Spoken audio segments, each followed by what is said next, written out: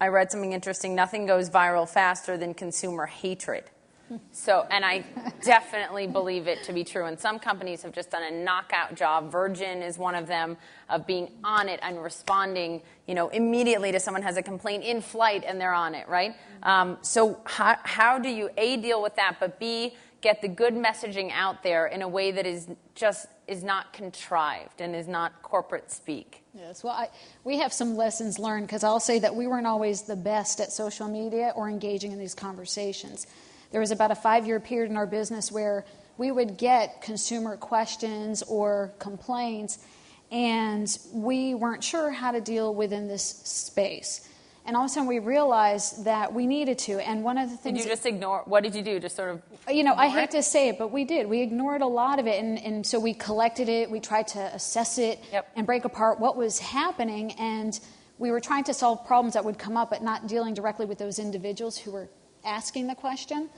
So we learned, and we said we need to reshape how we think. We need to engage in the dialogue, and we shifted our thinking and how we operate.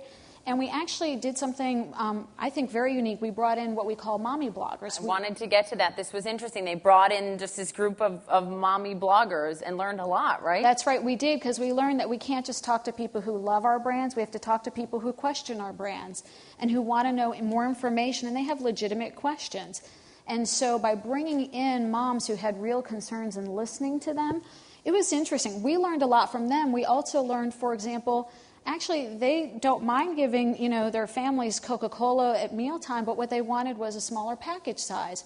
So we launched our mini can packs, because we were listening to the consumer and engaging in the dialogue and saying, okay, mini can, 90-calorie Coke, perfect. It's what the consumer wants. And so we learned how to listen differently in this digital medium. So Mark Gunther wrote this great piece of Fortune recently, and one thing that stood out to me, he said, some companies have found that touting environmental benefits turns off customers. And he called it green hushing. Of course, we know greenwashing. So have any of you found that to be the case? I think, maybe I'll go first. I think our customer, our member, talking about their experience and how they feel that whether it's a good economics or it's a more green lifestyle, having them talk about it is so much better than us trying to say anything at all about it. It sounds more genuine. We can try very hard. It just often comes across as exactly what that article was trying to say. It just comes across as the company trying to put their marketing message out there. And so we've used Net Promoter Score. We've done a lot of work on Net Promoter Score around what drives people to be promoters. And if they're promoters, if you know Net Promoter Score, they're a 9 or a 10, they're much more likely to say positive things, including green and socially responsible things.